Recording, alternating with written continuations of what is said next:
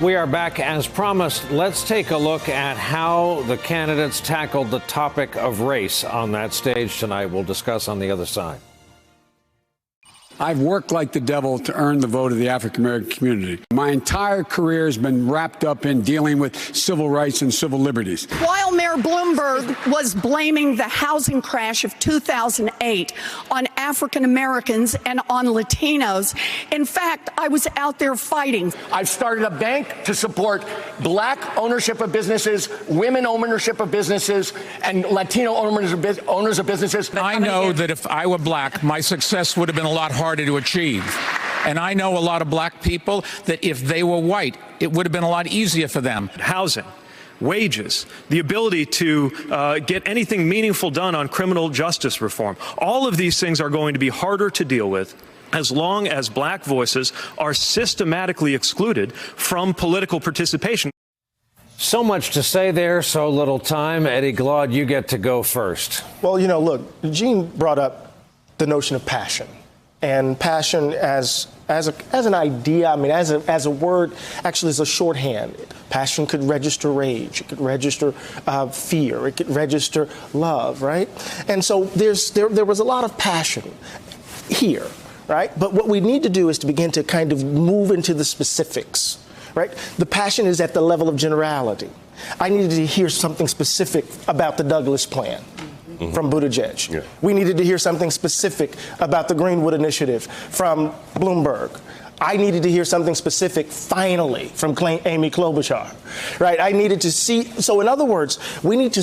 The candidates needed to stop pandering, to use a word Eugene used earlier, and start talking to African American voters as if they're reasoned voters who are trying to make reasonable decisions about what's best for them. We don't need a listening tour. We need to listen to them. No, we don't need a listening tour. We need a set of policies that will literally speak to their conditions of living, especially in South Carolina. So what I saw there was just kind of gestures. I needed something much more specific. Vicki, do you agree that it was kind of arm's length mentions instead of the more intimate level? I felt like it was a sprinkling across the board. I felt that with Pete Buttigieg, he recognized his white privilege. Yeah. Tom Steyer talked about reparations. Yeah.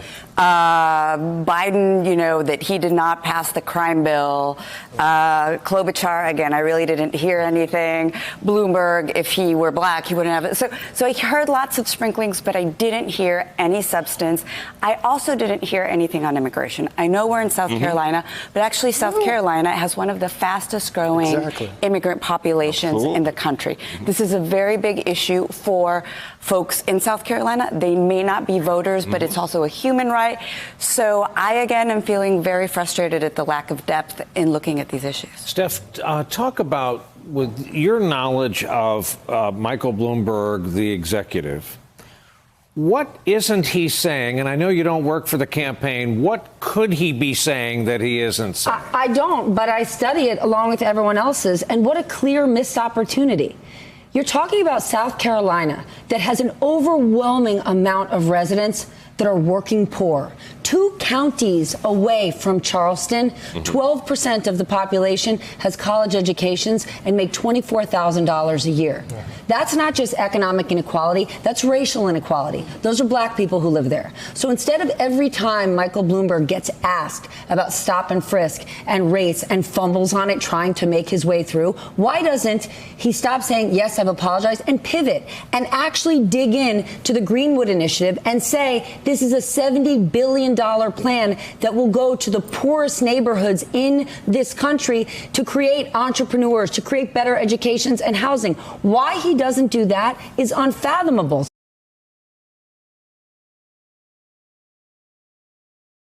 Hey there, I'm Chris Hayes from MSNBC. Thanks for watching MSNBC on YouTube. If you want to keep up to date with the videos we're putting out, you can click subscribe just below me or click over on this list to see lots of other great videos.